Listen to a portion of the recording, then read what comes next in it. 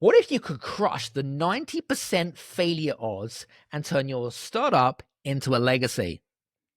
Meet Gregory Shepard, who is a multi neurodivergent founder and serial entrepreneur who has built and sold over 12 companies, including a 925 million landmark deal. Gregory is a published author of Penguin Random House with a book called The Startup Life Cycle. He's a serial entrepreneur and has won 4 private equity awards and is a TEDx speaker.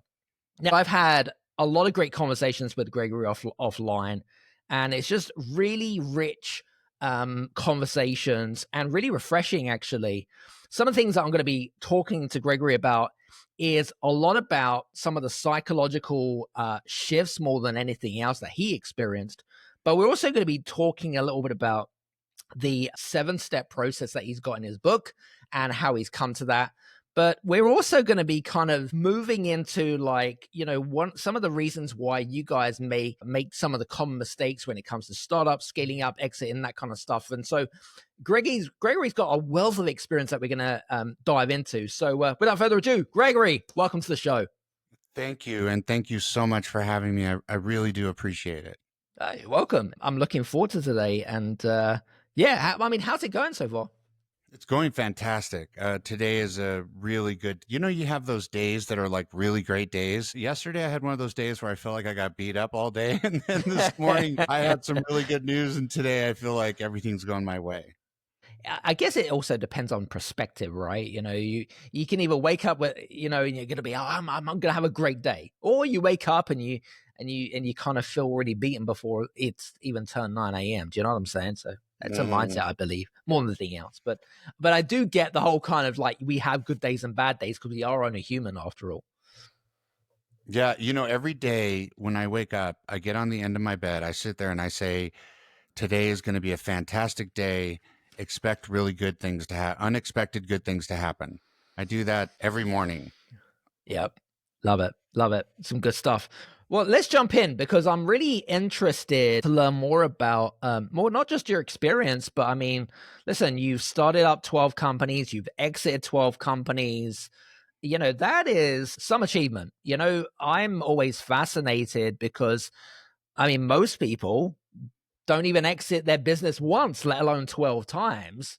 I mean, when you reflect back on that, how do you feel about that, first of all?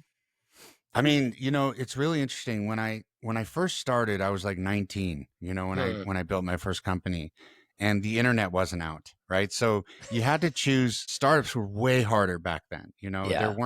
There wasn't a lot of venture capital. It wasn't like the whole thing didn't really exist. The whole startup scene didn't exist. So in the beginning, on one side, it was easier, right? Because the competitors don't know about you, you don't know about them, and you're kind of in your own little silo, right? And you think you're succeeding because you can't see what's around you. And then later on, you start being more cognizant of what's around you, and you can see, one of your competitors passing you up or some new competitor coming on the map. I think that when I look back on it, a lot of it is just persistent consistency, just being constantly, relentlessly focused on achieving whatever you need to achieve that day. And to a certain extent, not looking that far into the future when I first started. When you first started up, like when was that? Was that like in the 70s? Was that in the 80s? It was in the early 80s. Yeah, I started in the 80s. And my first non-official business, I don't usually say this, but it was a bungee jumping company. And I lost all my money. It was a disaster. And then after that, I did a lender, so a non-depository bank, and then applied environmental biotechnology. And then the internet came out, and then it was all just tech startups. Wow. So hang on a second. When you first started up, it was like leisure activities, which was a bit of a flop. But then you kind of transitioned into, I mean, how many different industries did you decide, oh, I'm going to go hop, pop, pop, pop. And then you found the industry for you that was kind of more your thing. Like how many failures or did you have to make that discovery? You know, it's interesting because I think that failure is part of progress. I think it's just another word for progress. I only had one that was like a full failure. That was the bungee jumping company where it just complete failure. The bank I sold, and then the biotech company I sold to a publicly traded company. I In the beginning I just sort of stumbled in stuff, right? I was working as a loan officer for a bank in LA, in a really bad area of LA, because nobody wanted to work there and I was young and they wouldn't hire anybody for it. So I said, I'll do it. I'll do it.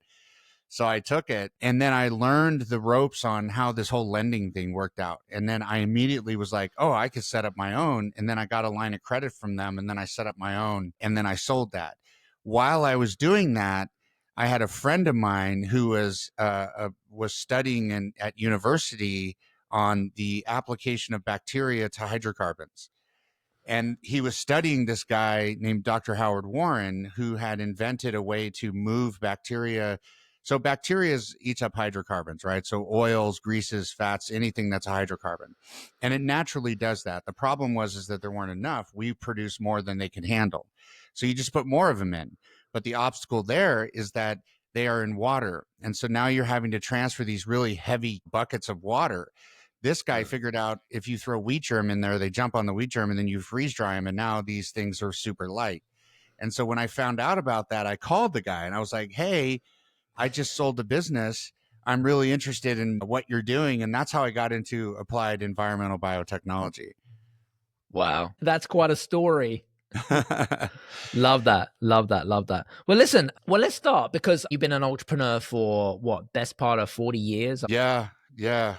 Easy. It's kind of like it's like half your life of being more than half your life being an entrepreneur. But what would you like from your perspective, like just for our listeners, how did you overcome the common mistakes that most startups often tend to fail from? Like what were the mistakes that you were trying to avoid that you still see in startup space? I think that back then, when I first started, I made lots of mistakes, and they could have been fatal. But what I did is I was able to think on my heels and figure out what I did, reverse engineer what I did, and then I would ask myself, what would I have done with the knowledge I have now differently? And then I would go back to where I made the decision that caused me to go wrong. And then I would implement that new thing that I would have done had I known everything I known from the failure. And that's literally how I did it before I did all the research and understood what the actual reasons were. It was just sort of applying that thought process to all the mistakes I had made along the way. Because there's no way you could prevent making mistakes. Mistakes are part of the process. So I would literally sit there and I would go, okay, everything is upside down. When did this happen? What fork in the road? What decision did I make that turned this upside down? Okay, now I know that. So that was my first data point. And then I would say, if I knew everything I know now, what decision would I have made at that point? And then I would go all the way back to that point and go back in time and reverse my business to that decision point and then apply what I had known. And then, it was going back and forth. Like, you go 3 steps forward, 2 steps back, 3 steps forward, 2 steps back, relentlessly, and eventually, I started to learn about mistakes that I would have made had I not thought clearly about the decision I was going to make in the first place. Did you ever kind of journal or like how did you gather your thoughts and like how did you react that emotionally? You're going to think this is really funny. I had a whiteboard and I used sticky notes, and I had a whiteboard with a line that had a journey. So imagine that you're drawing a line, and then whenever had a critical decision, I would draw a line up or down that would say, this is a critical decision. And I would put sticky notes on what happened. And then if something went wrong, I would go back to that why, where everything split off, and I would circle it. And then I would say, okay. And then I would say, what did I decide? What do I know now? What would I have done differently? Let's go back and do that differently. So I literally had like a whiteboard with a line and then sticky notes along the way, journaling visually journaling all the decisions I had made, any critical decision, any bigger decision. I put that So, in there. That's how I did it. Oh, I love that. So basically you had on the whiteboard, like it would be, say, what, a scenario or a decision that you needed to make. What would be on the sticky notes? Like, give me an example. It would be like, decided to change my ideal customer to this customer. And then I would have a description of that customer. And then that one may split off again and say, oh, the customer I had was the wrong customer. So I went after this customer. And then maybe it split off again. And then I would go back to the origination of that entire, process, right? Because every time you make a decision, you split off. It's like driving down a freeway or a highway or whatever, and then getting off. You're choosing to go that direction. So I would basically jump backwards on the highway and then decide I don't want to get off on that exit. I want to get off on a different exit. What you're saying is the way that you learned best was basically to get it out of your head and write it down, right? Yeah, I mean, 100%. Yeah. that to me is that to me is a golden nugget in itself. Like that's such a great technique because I feel like and I'm sure you've experienced this where you've been up like till 2, 4 in the morning, worried or fearful about a decision that you may have made, and you're worried about the consequences. Does that make Yeah. sense? 100%. Yeah. Right. So did that help you with kind of helping you to sleep better at night? Totally. Yeah, it totally did. Because the thing that I think in interviewing all these entrepreneurs and even in my own experience that is causes everybody a lot of anxiety Yeah. is the unknown, right? Like you don't know something and then your mind races with what are all the things that could go wrong. So my mom told me one time, and she's the one that gave me this thought. She said, "Man, if I knew what I know now," and I decided, well, why couldn't you go backwards knowing what you know now? And why couldn't you reboot the area wherever you made a bad decision? And then that's what I started applying. And I started tracking it on a whiteboard, with literally like a line with sticky notes, along the journey of the line. And then all these like little offshoots of decisions I made. And I would go back to the point when everything went wrong. And then I would start over with what I knew now, Wow. and it was really worked. It worked really well. It helped me for many, many years. Out of all the startups that you did, what was the one startup that maybe you had this kind of realization that you kind of been doing shit wrong for like many years and you were like, why did I not see this like 10 years ago, right? Mhm. Did you ever have any of those realizations? Oh I'd my love to know. God, yes. Give us an Yeah. example. What was the biggest one? Um, I think the one that was like pivotal in my sort of like I had an epiphany and I was like, oh my God, I need to do things differently. So this was like the dot bomb. Do you remember when the dot bomb happened and the whole internet, we called it the dot, 90s. yeah, the dot com in the late 90s. We called it the dot bomb here. And so I was building a company and that happened and I had to lay off a lot of people, like 65 people. Wow. And I had asked myself, I was like, man, what could I have done differently that I did? What would I have done differently if I had gone back in time and I had known that this was coming? Mhm. And I thought to myself, that is something that everybody should be aware of, right? So when COVID happened, I was prepared for it because I had thought to myself, you never know when something is going to happen, right? Like like nobody would have expected that this crazy, ridiculous, awful president that we have would have possibly been elected. But and then you see the tariffs and there's a lot of turbulence because of this, right? And that causes a lot of problem. But if you sort of say to yourself, I'm safe, like I've built my company bomb shelter proof, and if something happens, I'm going to be able to get through a good year, 2 years of hardship, then you're ready for that. When that happened during that in the 90s, I sat back and I was like, okay, how could I have survived this better? I ended up having to sell that company early. It was called Mhm. Affiliate Announcement. And I had to sell it actually earlier than I had planned on originally because I needed the money to keep another business, another startup alive. Because I usually would do one or two at the same time, sometimes three at the same time. And Wow. so I had to sell this one to keep the other one alive, and I had to sell it early.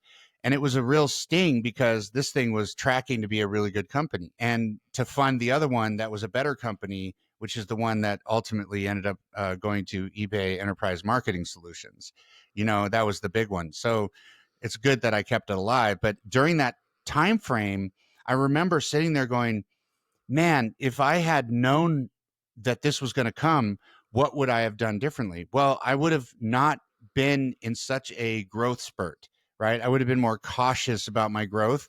And instead of getting too excited and too sort of ambitious and optimistic about, all of the possible amazing positive outcomes, and instead started thinking about, well, what could go wrong? If something went wrong, what could go wrong? And everybody saw the bubble during that era happening, right? And I saw it too. I remember seeing it, and I remember thinking, oh, this is about to tumble, but I didn't think it was going to affect me.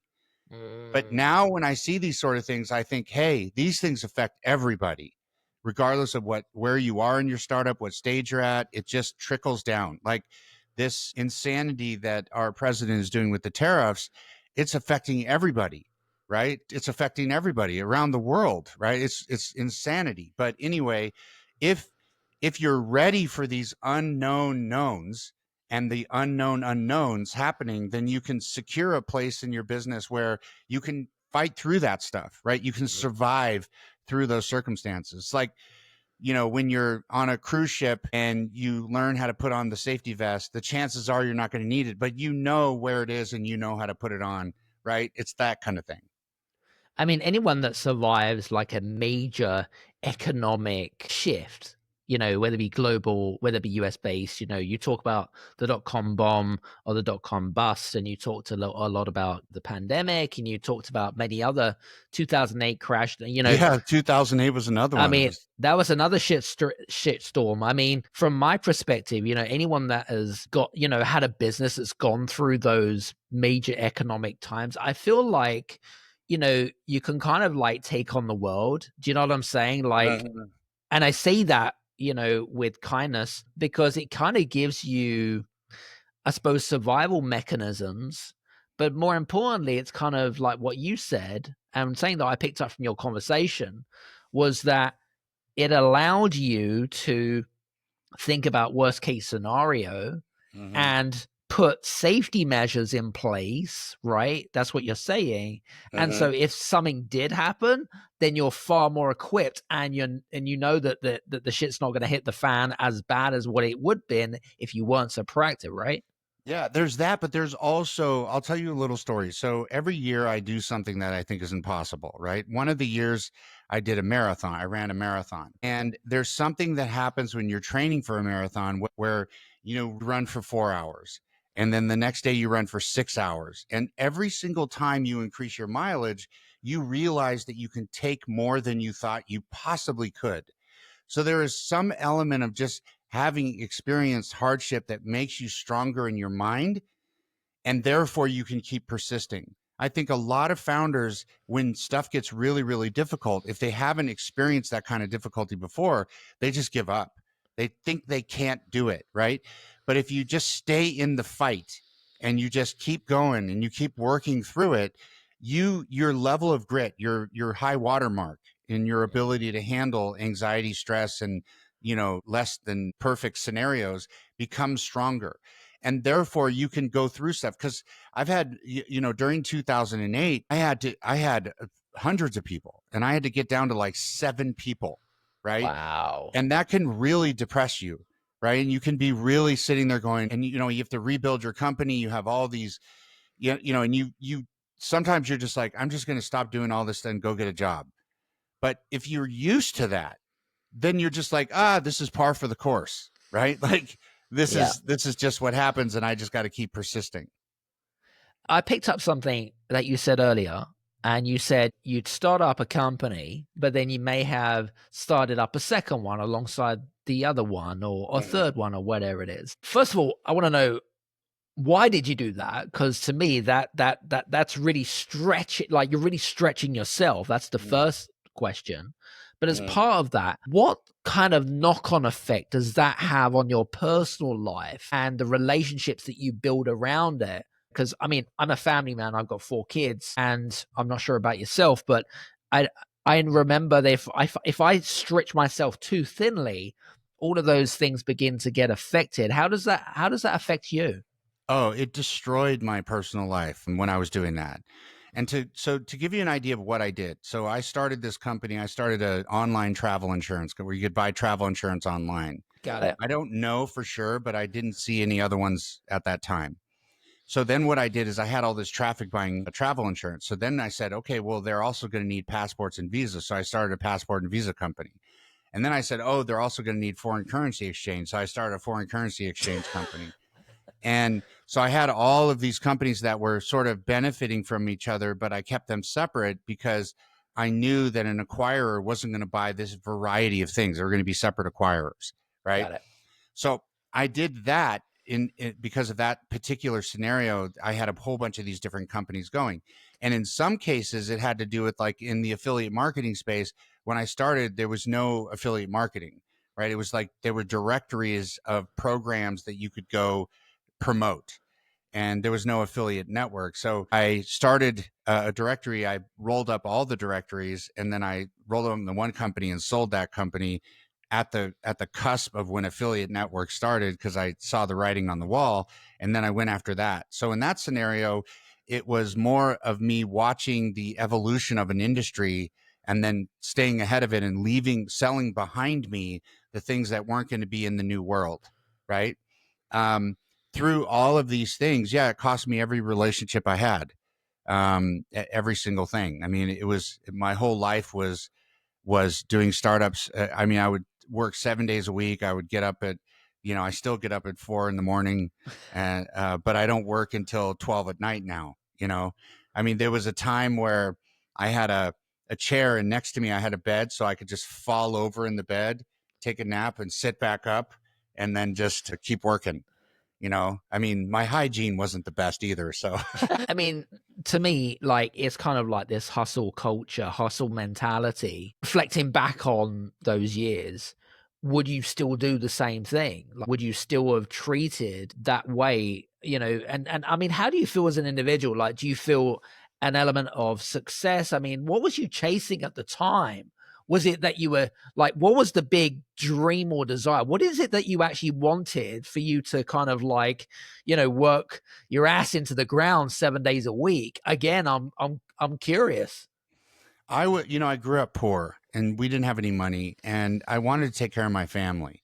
I wanted to help change the future generations of my family. And I thought that I was the only one that was going to be able to do it. And so I worked really hard, always seeing my siblings and my parents, and seeing if I was able to work hard enough, I could change the future for my whole family. And that was way more motivating than changing my own future.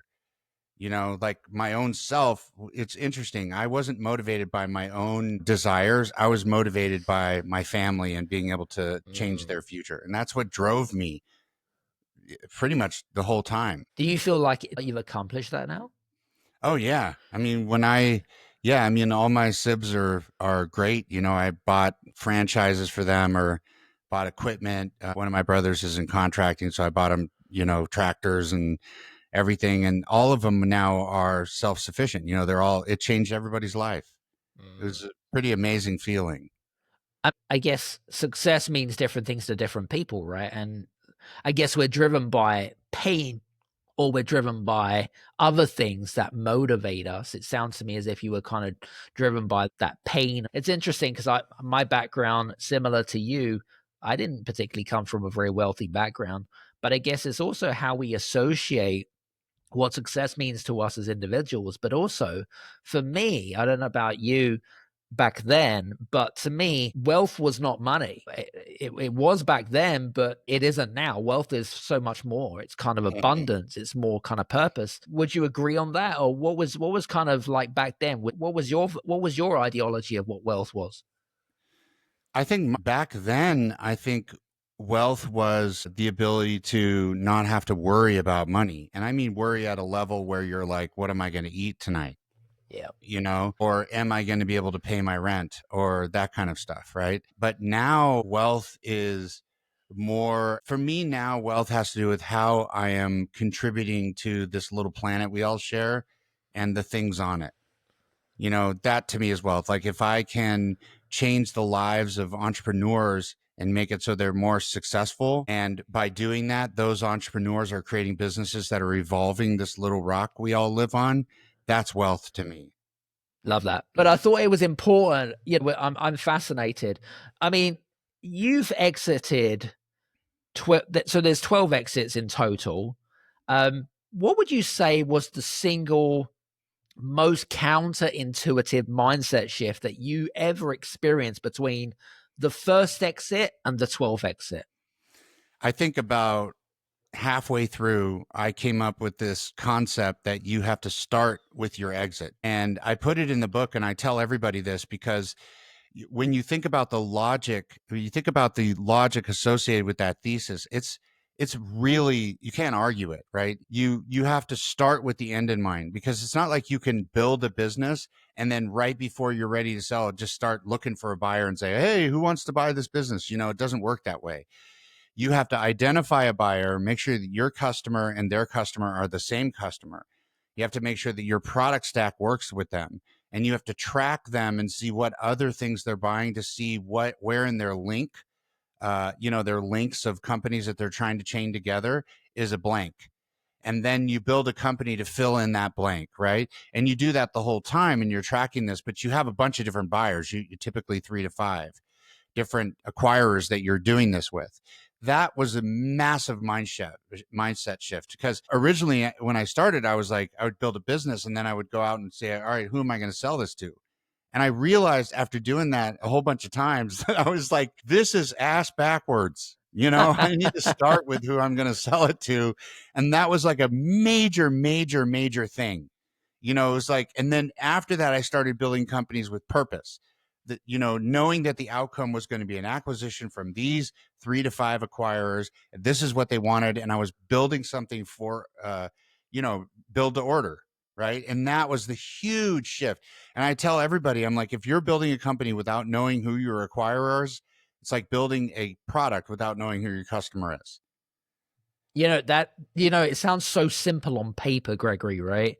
But actually, if you're working in the trenches, sometimes your kind of lack of self-awareness, or people's lack of self-awareness, can really kind of, when you realize, like, years and years and years, you're like, holy shit, I've been doing this thing. And then you've just made a really good point there, which is create an exit based on what the client or the customer wants, rather than what you assume what they want. Right, exactly. And what you realize is that when you're building a business, it's just like building a product, right? The acquirers that want to buy your business, they're buying you because they've already got customers.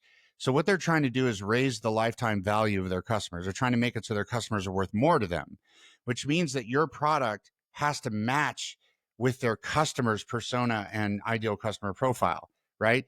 So it's not like you can build a company for 5 years and then see if it fits. You have to build it that way the whole time, right? So once you have that mindset shift and you realize, holy shit, this whole time I've been doing this the hard way, and you start doing it a different way, then the acquisitions just fall into place like magic. And that's when I started to pick up, like, I started exiting and exiting and exiting, because I was like, I knew exactly how to build a company to be acquired instead of build a company and try to get it acquired. What's really interesting about that, because I mean, the stats are, and you'll know the stats, less than 18% of all business owners exit from their business, right? And less than 48% of them actually have an exit strategy in place anyway. And so the stats are really shocking. And I feel like, I certainly have probably an idea of why the stats are so low. But what, from your perspective, why do you think the stats are so low? Why do you think that exit seems to be kind of the last thing on people's agendas and not the first thing? So in my research, I'll tell you what the data says. Okay. In the Sure. research I did, because I did 5 years of research on this, thousands of interviews, 210,000 case studies. Like, it was a huge 5 people for 5 years. It was a big research project. And what we learned is that the first thing I was hunting for is, why were they failing? Right? Like, why were they? And I realized that the more important thing was when they were failing, because the when going back to my, line graph with the sticky notes, going back to that tape when I made a bad decision, the win was more critical than it was the why. The why was after the win, right? So I started to learn that, 47.1% of them fail within the first 18 months. And then the rest of them were failing over the following 5 years for decisions they made in the first 18 months. The decisions they made that were bad decisions or problems, they actually grew with the company, but like a cancer, like it's hidden. And they couldn't see it until it was really big, right? And then it would shut them down, right? So a lot of times what I learned is that understanding what you do in the early days is critical for the future, and looking at the decisions you make and think to yourself, what does this look like if this grows? Right? So if your business is growing 20% and you've got a retention problem, that's going to grow 20%. And if you got a margin problem, that's going to grow 20%. And if you got a growth problem, that's going to grow 20%, so on and so forth. And you look at it and say, it may be small now, but it's going to multiply exponentially as your business multiplies exponentially. So, when I looked at things, the number one reason why founders fail is actually bad decisions, which is pretty obvious. But that left me with more questions than anything else. Like, what were the bad decisions and why were they making the bad decisions? It turned out there's a whole iceberg scenario on what were the bad decisions. But what was really important to me is, why were they making the bad decisions? And it turned out they were getting bad advice. So then I said, well, who is giving you the bad advice? Like, where are you getting the bad advice from? And the crazy thing, and this just blew my mind, that it was investors, mentors, program managers, and other founders, the same people that are supposed to be helping them. So then that left me with, what is going on? Like, why are these are people that benefit when they benefit? Why would they not give them? And it turns out that it wasn't necessarily that it was bad advice. It was bad advice for the stage they were at. So they weren't ready for the advice. It was too early for them to get that advice. And they started acting on it because an investor told them. That was one of the reasons. Another reason is because each one of these people see the business through the lens of their experience. So an investor who's never been a practitioner is looking at all the data from all their portfolio companies and starting to instruct a founder on what to do based on this aggregate of data, of which none of could apply to that particular business at that stage that business is at. And so when I started to put this together, I was like, that's when I came up with the life cycle, the startup life cycle, right? Because I was like, we need to say that this is where you are in the journey of your business. And it can't be when you're raising a certain amount of money. Because a lot of times they'll say, oh, I'm in a pre-seed round, a seed round, a series seed round, an A round. Those are things that happen during the life cycle, but they're not the life cycle itself. So that was why I wrote the book, because I was like, if I can just show them the way that the life cycle works, what happens and what they should do and why people are failing during those stages, then I can increase the success rate substantially. So it was fascinating to find that bad advice was ultimately the number one reason why they were failing. And you feel sorry for them because they don't know any better. They don't know good advice from bad advice at that stage, right? A first time founder, early stage, I have an idea. They don't know, right? So they're depending on this advice. They get the advice, they act on it, not knowing. And then turns out that advice may have been bad 5 years from now, right? They may not see that it was bad advice until years later, you know? Wow, I mean, listen, that's fascinating. I'm quite shocked by those stats actually. How does one know that they're getting bad advice? They're not going to know. So Yeah. then how do you then prevent that from happening? Like, are you saying that, okay, they may take advice from Joe Blogs, who's an investor and whatever it is, they get bad advice, they won't know otherwise. Are you saying that they need to then go out and create like a board of advisors to counteract? How would you do it? I think that each person that you're getting advice from, is you have to understand to start out with that their advice is coming from their perspective, which means that you have to understand their perspective so that you can understand their advice. And then you can decide whether that advice is applicable for you and your business at that time. So, like, for example, a lot of the startup assistance programs, the accelerators, the incubators, this sort of stuff, they have mentors. Well, maybe the mentor that you have is a really great mentor, but they're a product oriented person. And now they're still your mentor when you're in go to market, but they're not a go to market mentor, right? So you need to make sure that you're talking to the right person for this, going back to the life cycle stage that you're in, right? There's different people that you engage with at different levels of the life cycle because they're experts in that stage of the life cycle. So taking your advice from those people, understanding where their advice is coming from based off their experience and what their expertise is, and the world that they're in, like an investor versus somebody that's a one-time founder. And a lot of the programs I found that failed startup entrepreneurs were actually mentors for other entrepreneurs. So they were telling them where they failed, but not necessarily where they succeeded because they hadn't succeeded. In other cases, you had somebody giving advice based on where they succeeded and not where they failed. And in some scenarios, you had people that were really incredible subject matter experts when it comes to go to market, but they understood a high level of go to market, but they didn't have any tactical advice. Like, how do I actually set up HubSpot? You know, how do I write a sequence of emails to go after people? What does direct email even looks like, right?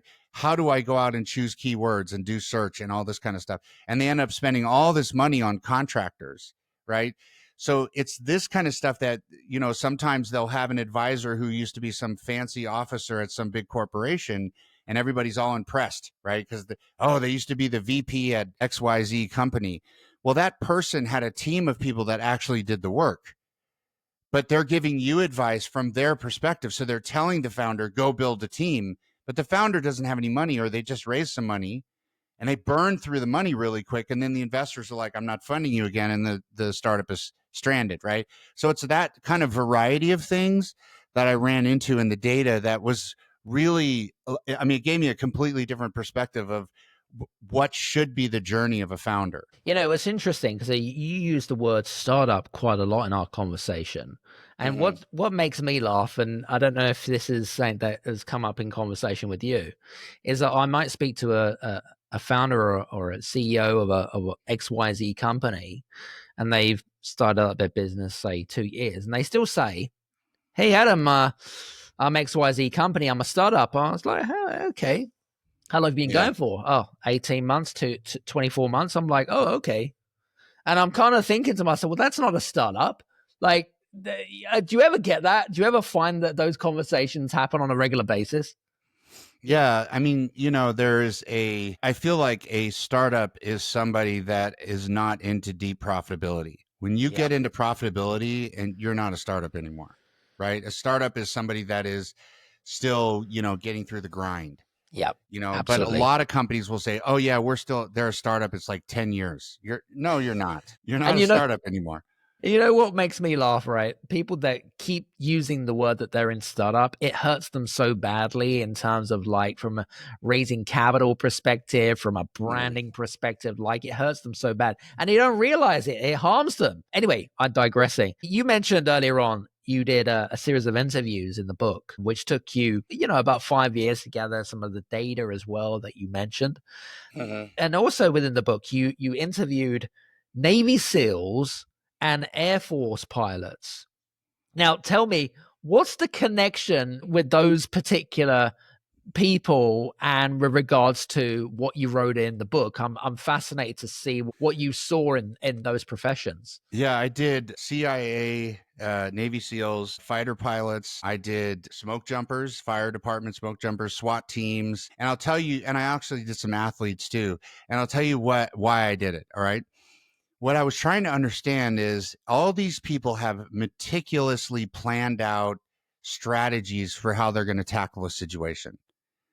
And what I wanted to know is what happens when those plans go wrong and how do you handle it?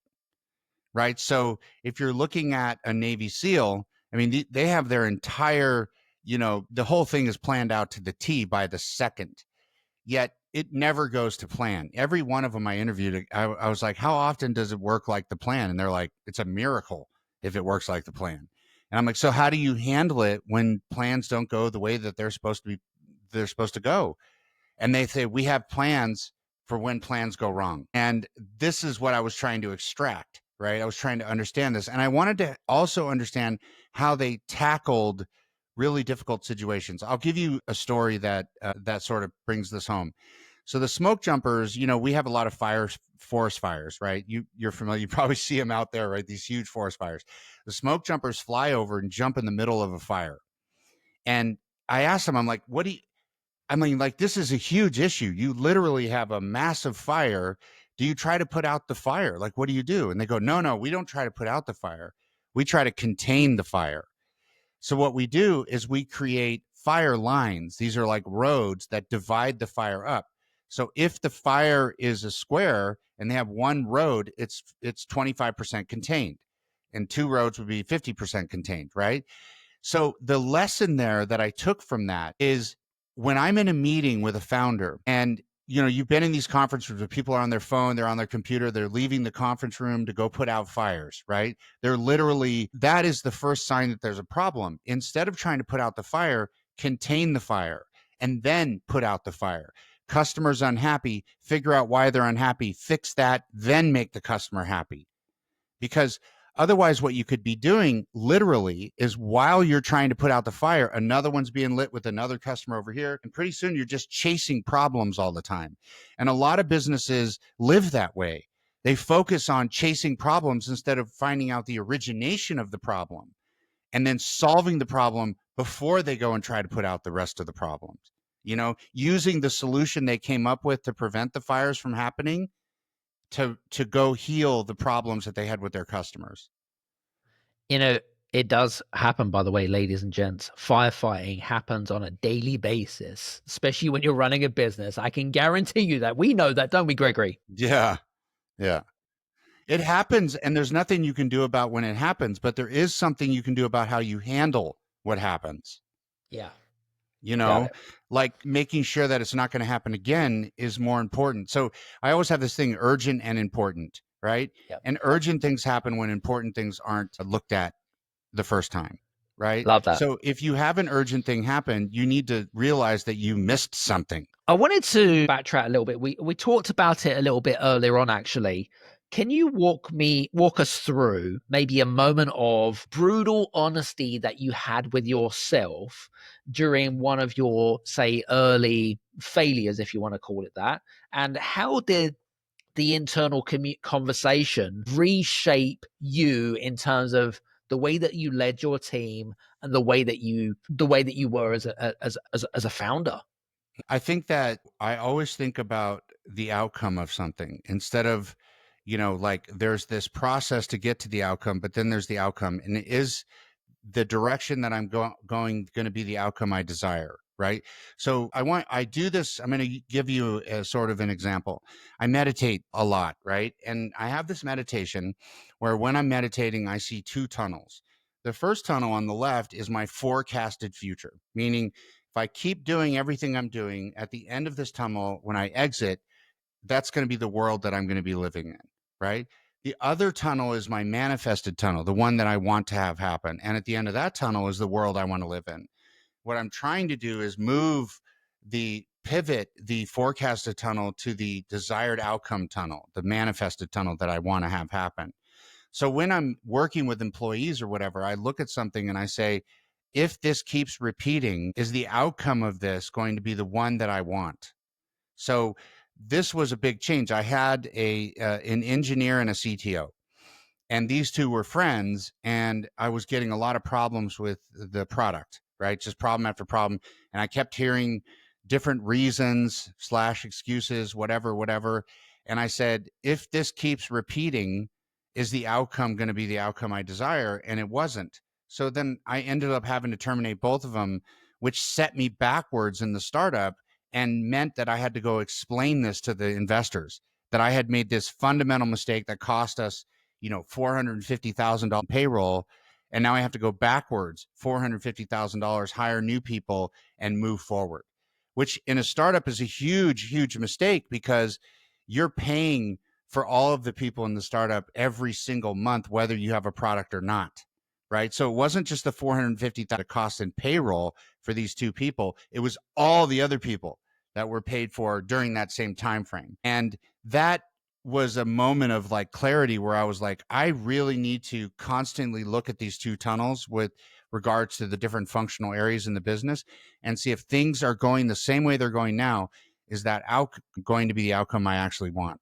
Now, in your book, the startup life cycle, you emphasized a lot about, is it called altruistic capitalism? You talk Yeah. about that a lot, and so in terms of like having conversations with investors in particular, and I mean, you're a big thing. You talked about it earlier around the whole premise of the importance of, purpose is far more important than profitability. You kind of touched about it a little bit at the beginning of the episode. But what, from your perspective, like when you're having those conversations with those skeptical investors and trying to convince them that purpose and profitability aren't just compatible, but they're critical to scaling.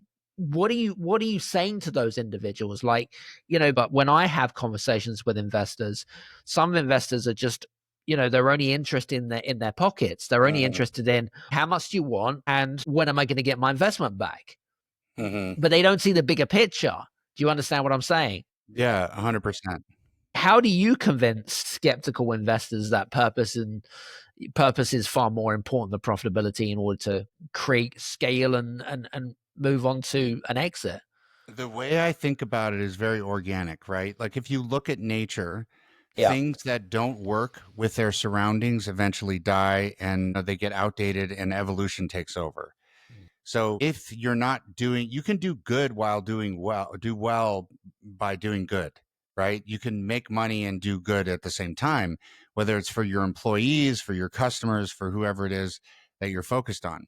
But I think that if you're not doing that, you're bound to fail, right? Like if your people aren't happy with you, if your customers aren't happy with you, if you don't feel like you're doing something that's fulfilling you and your employees don't feel like you're doing something that's fulfilling them, then ultimately they're not going to be motivated. And motivation is key, right? There's two types of motivation. There's intrinsic motivation. So internal, like this is when you're playing football, right? You're intrinsically motivated to score a goal. And when you're extrinsically motivated, you're motivated by power, money, things like that, right? Image, whatever. Well, one is like drinking coffee. You need another one and another one. It's insatiable. It never works. But intrinsic motivation is ever powerful. So when I'm talking to an investor, I'm like, well, we have one route where we have to keep paying people more and more and more money in order to keep them motivated, and it's just insatiable. We have another route, which is where we have a perspective that we're doing good that makes them feel like it's more rewarding than money, and that makes a company more scalable. So I basically explained to them, that the motivation of employees is what keeps somebody there for the extra 2 hours to make sure things get done. It's the thing that makes people accept less money than they would accept in another job because they feel good about what they're doing. And it's really, really important that people feel good about what they're doing. So to me, when you talk to investors, like this is a good investment. It's a good investment to have an outside perspective that's bigger than you, right? Like a moral frame. So it's like with startup science, for me, we're doing this to help entrepreneurs. Well, why are we doing this to help entrepreneurs? Because entrepreneurs change the world. Evolution is entrepreneurship. It's innovation, right? And so everybody that works for me, they're motivated by the concept of helping us have a better planet, right? That's bigger than money. That's bigger than anything else you could possibly give to them. And that's how I sell investors. I guess it also depends on the investor themselves. Like you might not actually like them in the first place, so they've got to Yeah. match your values, right? Yeah. I mean, I call them coin operated. If an Yeah. investor is coin operated, then I'm steering clear because it means the only thing they care about is money. And I just don't want to work with people that if the only thing they care about is money, I'm not interested, right? If there's a balance, obviously money is always part of it. But if there's a balance between money and other aspects that they also care about, and they're a balanced investor, then I'm like, okay, this is cool, you know? Yeah. It's interesting because I mean, I've probably spoken to hundreds of entrepreneurs and founders, And one of my core questions when I have these conversations is what does your exit strategy look like? Mm-hmm. And most people turn around and say, well, I'm not ready to exit Yeah, because or it's too early or or whatever. it's Yeah. too early. And it kind of surprises me because I think there's this kind of like false perception of what an exit strategy is. Like Mhm. from my perspective, when we think of exit, we think cash out, retire, sit on a beach in Hawaii with a pina colada. But I guess that all depends on people's assumption of what an exit is. From your perspective, when should someone, like, say we got a business that's been running, we're coming into an age now where baby boomers are coming up for retirement. Mhm. And so they also control 55 to 60% of the world's wealth. And so Mhm. quite a hefty chunk of those business owners and founders would have had a well-oiled machine. And some of the conversations I've had is they feel like they're too late. So they're just going to wind their business down, which is a really sad scenario to be in because they just don't see it. Like they don't see their business as an asset because they've been grinding for all these years. What advice do you have for those individuals that are maybe say 5-7 years away for saying, do you know what, I'm ready to go, I'm ready to walk away or whatever it is? Any advice for those individuals? Call your competitor. I always tell them, what, call your competitor and say, hey, listen, I'm getting ready to retire and I can't think of anybody better. I've been competing against you for years and I can't think of anybody better to run my business than you. And, and then work out a deal with your competitor. That's exactly what I would do. That would be the first thing I would do. Hey, do you want another location? Or hey, we've been competing against each other and I know who I am. I think that talking to your competitor and selling to your competitor in that scenario, I mean, that counts as an exit. I mean, a lot of acquirers are competitors, right? So you already know that you have the same customer. You already know that you have the same business. I mean, why would they not buy you? That I think that was such a great golden nugget. I think that we kind of overlook that. But what's really interesting just from conversations that I've also had with regards to exit is there is also this big fear of, once I've exited from my business, like what do I do? Like they're lost, right? They're twiddling their thumbs. I'm sure they've got like a kind of a bucket list of all the things that they want to do, all the impact that they want to create. I don't know whether it be kind of like a mindset shift that needs to happen. Do you find that tends to be quite regular? Did that ever happen to you? Oh, I've tried to retire multiple times. And like it'll last like 2 days because I sort of like say, is this what my life is going to be like from now on? I mean, it's nice to have a vacation. It's nice to have a weekend off and, but just not doing anything. I think we romanticize the concept of not having anything to do, but it's actually something we need. We need something to do. So what I tell people is if you're thinking about retiring, just cut yourself down to 4 days a week to begin with, right? And then see how that works out because maybe what you need is just some more time to do the things you want to do, not all the time to do the things you want to do. Love that. Some good stuff. So listen, I mean, you must be tired, right? After all of these years, 12 startups, 12 exit, it's pretty tiring, right? I'm fascinated. Like, what does the next 10 to 20 years look like for you? You've accomplished what most people ever dreamed of, 12 exits, let alone one exit. What does legacy mean to you now that you've achieved what you first started out? What does the next chapter look like for you? I want to drop the failure rate by 20%. That's what I want to do. I want to use the data that I have that helps me understand what's going wrong with startups and then try to drop the failure rate by 20% using the data. And I mean, there's something to be said for you're walking down the sidewalk and there's a puddle and somebody says, hey, there's a puddle, don't step in it. And if you had not known that, you would have stepped in the puddle. If I can point out the puddles to people along their walk and they can avoid those and ultimately get to their office without having their pant legs wet, their trousers all wet on the bottom there, then you actually have there's a level of satisfaction for me as a person that I can't think of anything better, than having made thousands and thousands of entrepreneurs successful, right? Because there's a startup every 10 seconds. So, I mean, there's think about how many that is, right? So dropping the failure rate by 20% would be a substantial shift in economy and jobs, in the evolution and innovation of our planet. I mean, you could make a substantial impact. And ultimately, I'm after, environmental and social impact. Beautiful. It's wonderful to hear, I suppose the more philanthropist of Mm. Gregory Shepard, because that's kind of what you've kind of moved into, is kind of more impact work, isn't it? And Mm-hmm. how you've kind of emulated that over the years of going crawling through quicksand, if you want to call it that. You know what I say? I say that building a startup sometimes feels like you're trying to do a marathon through peanut butter. Yeah, You know, it's so true. just running through thick mud. You're Yeah. just like, this is so hard. When you do an exit, then it's completely, as soon as you do one and your personal financial situation is to a certain point, the rest of them are way easier. So when people talk to me about all these things, I'm like, yeah, but there's a big, big difference between the first two and the rest.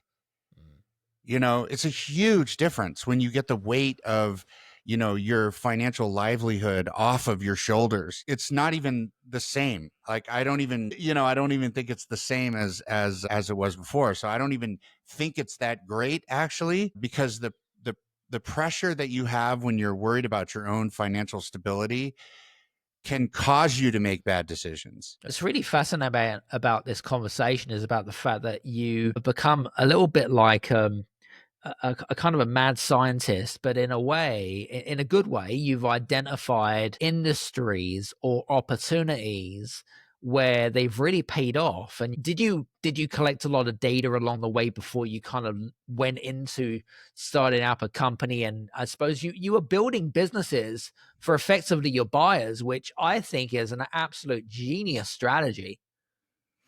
I'll tell you the way I think of it. And so if you want to see an opportunity before it happens, this is how I Yeah. think of it. Imagine that you have a still pond. The water's completely still, and you take a pebble and you throw it in the water, right? And that first drip happens and it bounces up, and then you get that first wake of water that it starts to move to the outside. That's a disruption. Okay. The first wake of water that's really close to the original disruption is very dense, high. So if you think about like the iPhone, right? Boom, disruption, right? Yep. Well, what's the first wake of things that happen on the outside? The apps. But then as those wakes start to move farther and farther, they become bigger. They're not as thick, but there's more opportunities because the circle is wider, right? So it's not like when there's a disruption, you're too late. You're only too late for that original ring, which most people miss. You have the occasional Facebook, you have the occasional, social media, burst up, and apps that burst up and that sort of stuff. And those people just got lucky, right? They had a tailwind and they just got lucky. But you can still see the writing on the wall for what's going to happen. And that's the expansion phase of an ecosystem. Then ultimately, the expansion phase becomes a contraction phase. And that's when roll ups start to happen. And that's when the acquisitions start to take place. So, first, if you think about shopping carts, there used to be thousands of them, right? I mean, everybody had their own shit. This was like, boom, the drip was e commerce, right? Then you have all of these shopping carts grow and grow and grow. And then you see the contraction. And what do you end up with? 5, 10 out of thousands. If you look at affiliate, everybody had their own original platform for affiliate marketing. And that was the expansion phase. And now you have like 5 affiliate networks, maybe 6 affiliate networks that are the big ones. That's the contraction phase, right? So if you're building a business and you see that disruption, don't look at that initial ring and think, oh, I missed my opportunity. That's your signal that there's going to be opportunities, and start paying attention to what's happening in that ecosystem. And then start to notice when your competitors start to fall off, either go out of business or get acquired. That's your notice that contraction is starting. And then get yourself in that contraction phase, and you'll be pulled in with other people as long as you have that exit strategy planned out in the beginning. When I say strategy, it means plan, right? So exit plan is exit strategy. So you have to have a plan, right? A plan has steps. So you have this plan that you're executing towards. The timing of that plan has to do with when the contraction starts to happen and things start to come back in, right? And then you're like, okay, this industry is about to dry up, right? Like, think about social media, with the exception of TikTok, which just happened to hit well, there was a ton of money put into it that helped it become successful. You haven't seen very many social media strategies outside of the original group, right? Anything that came up was acquired or put out of business by the primes. So that's that contraction stage. So if you know that a contraction stage is coming, then you need to sell your business. It's like musical chairs. You know that game, musical chairs? And, the music stops and there's somebody standing because somebody took away a chair. The acquirers of the chairs. So when the acquirers start to buy companies, they're not going to buy 5 of the same company. They're going to buy 1, maybe 2 of the same company, maybe. So if you start to see your acquirers starting to buy companies, you need to get yourself in front of them before you're the one standing there without a chair. I think you made a really valid point, because I suppose you kind of answered my question, which was, when do you know when to sell? Like, you talked about the importance of timing. You made the musical chair analogy, which is which I love, but also looking for signals of when to sell. So when your competitors are buying or whatever it might be, you look for what other people in the industry are doing, and when is the right time to jump on that ship, I guess. Would that be a good kind of strategy? Watch your competitors, right? Yep. If you start seeing your competitors either going out of business or getting acquired, then it started. Yep. Right. And you may have 5 years, you may have 3 years. I haven't seen it last more than 5 years.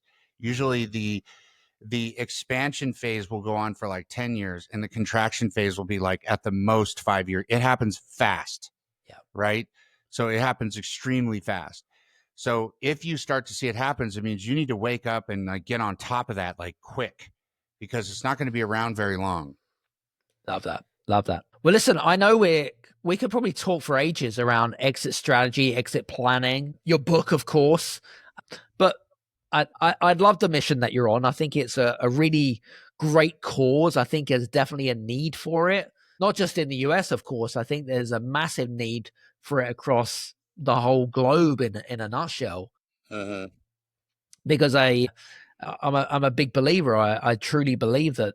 And it's crazy just from the data that you collected and around the fact that most startups fail because of bad advice. I mean, that blew me away from today's conversation. That really has. And so, listeners, be aware is what I was going to say to you. Be aware and take advice with a pinch of salt, but also do your due diligence and think about, does it apply to you as well? And I think what Gregory really kind of outlined here is, just because you're speaking to an investor, they might be from one particular industry that might not be applicable to your own. So you've got to kind of like take a little bit of advice from maybe one person and maybe take a little bit of advice from another person. It's kind of like, and then you make your own kind of recipe. And I think that's kind of what you're saying, right, Gregory? Yeah, I mean, I can tell you that it's the analogy I use for people all the time is I say, let's say that you're going to ride a bicycle and you go to one person and they say, listen, I've watched 1,000 people ride a bicycle. And then you go to somebody else and they're like, I've been riding a bicycle for a year. Which one are you going to listen to? The one who's never ridden a bicycle but watched people riding bicycles, or the one that's actually ridden a bicycle? I mean, it's a no-brainer, really, isn't it? Right. Come on. Yeah, so that's a lot of investors, right? They're like, "Oh yeah, I've seen, hundreds of companies." Yeah. Well, have you ever run one? Exactly. Well, I won't go into the conversation of coaches and consultants that believe one thing and they've never actually run a company in their own life. So, but that's a whole new conversation. We won't get into that today. But listen, it's been a great conversation for you guys. I hope that, first of all, you've got some epiphanies and some gold nuggets. This has been quite an extended conversation. So what I would highly recommend, rewind this conversation, and if something of interest or something sparked you, depending on when you're listening to this, if it be in the gym or in the car or whatever it is, rewind this back, because I can guarantee you will pick up new material, whether it be when you read a book for the second time, when you watch a movie for the 15th time. I always find that you pick up new material, and it could be like aha moments. It create those aha moments. So that's my bit of advice to you. First of all, Gregory, just want to say thank you so much for being on today. Is there anything that the audience can do for you, because I know you're on this great mission? Love to chime in, get your last words of wisdom. I think I did something recently that I think might be fun for people.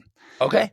I took all of my articles, my book, and all of the drafts of my book and everything. I put it into an AI that is supposed to emulate me. And you Boy, can literally have a conversation with me and ask any questions of anything that I've, like, I don't know, 200 articles, 5,800 pages of writing, put it all in there. And you can go to GregoryShepard.com, click on Ask Anything, and you can just talk to it. I love it. And if you don't like it, please tell me. If you think it's great, let me know, right? Because this is like I'm trying to see if I can actually talk to more founders, and make it so I'm more scalable myself. So it's free to Beautiful. do. You can just knock yourself out. Hey, listen, I think that's a lot of fun, guys. Creating your own kind of like AI clone, if you want to call it that. That's exactly, yeah. And if you're going through an experience, if you're going through a scenario, if you're going through some challenges, and you're trying to work out or navigate some of those storms out there, all I was going to say to you is, if you don't ask for help, the answer will always be no. Okay. So I just want to point that out to you, but go over to Gregory's website and go say hi to his AI clone and have some fun with it, have some conversations with it. And if you don't get the answers what you want, then guess what? Reach out to him. I'm sure he would love the feedback. Wouldn't you, Gregory? I would love it. And what I was trying to do is make it so when you read a book, Yeah. you have to go back and find the notes, but you understand what you're looking for. So you could go to the AI and you could ask it exactly what you're looking for, and it'll pull it up for you. So you don't have to Beautiful. do that anymore. It's free, right? So I was really trying to help, Very cool. Great free resource, ladies and gents. Just want to say thanks once again, Gregory, for being on today's show. Really greatly appreciate your insights, your stories, and yeah, I think it's been a great conversation. And for you guys that have been listening at home, listen, do me a favor. If this is the first time that you're listening to today's episode, and you're not following or subscribing it to us over on YouTube or on Apple or Spotify, please do me a favor. If there's anything that I could ask from this show, is please head over to those platforms and go follow us. The reason being is because I'd love to receive feedback, love to receive and hear from our fans and our followers and our tribe, because listen, we're on a personal mission ourselves. So I would love to hear from you guys. Anything. I hope you've enjoyed today's show. And from me and Gregory, thanks so much. And we'll see you soon. Take care. Bye-bye.